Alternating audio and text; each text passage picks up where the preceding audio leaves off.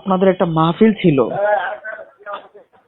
জি এটা হচ্ছে উত্তর চরপুখিয়া, জালালপুর, কিশোরগঞ্জ। জি জি।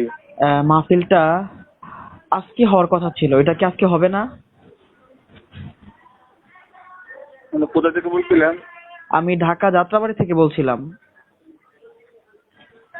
মাহফিলটা হওয়ার কথা ছিল কিন্তু এটা ক্যান্সেল করে দেওয়া হয়েছে আর কি। আচ্ছা, আপনি কি এই ইমাম সাহেব বলছিলেন নাকি কর্তৃপক্ষের কেউ? ইমাম সাহেব। আচ্ছা, আপনি আল্লাহকে হাজির নাজির রেখে বলুন তো, মাহফিলটা বন্ধ হওয়ার কারণ কি? জামাত শিবির? না বড় ভাই, মাহফিলটা বন্ধ হওয়ার একমাত্র প্রধান কারণ হচ্ছে বিষয়টা আমার পাশের এলাকায় আরেকটা মাহফিল 14 তারিখ ছিল, বুঝছেন? আচ্ছা। পরে ওরা হঠাৎ করে আইয়ুব সাহেবের পায়া, আইয়ুব সাহেবের মাহফিল বাজিতপুর পাশাপাশি একটা মাহফিল পায়া, ওরা 2 তারিখে আমাদের পোস্টার ব্যানার সবকিছু করা হওয়ার পরেও তারা ওই করে দিছে, এই ওদের ডেট 2 তারিখে আইনা লাগছে। 2 তারিখে আনার পরে আমরা ওনাদের কাছে গেছি যে এরকম এরকম বিষয়, আমরা সবকিছু করে লাগছে, আপনারা দেখেন কি করতে ওই পারেন। এলাকার নামটা কি? ওই এলাকার নাম হচ্ছে আপনার কটিয়াদি পৌরসভা।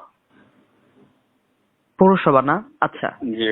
এখন পরে হ্যাঁ বলেন। হ্যাঁ, বলেন বলে আপনি শেষ করেন।